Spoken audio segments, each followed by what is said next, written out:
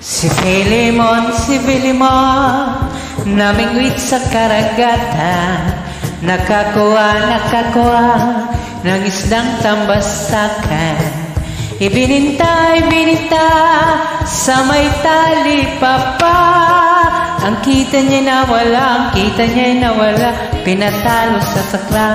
Letrang A, sa palaman, namamangwat sa karagatan, nakakaha ng asdang tambasakan.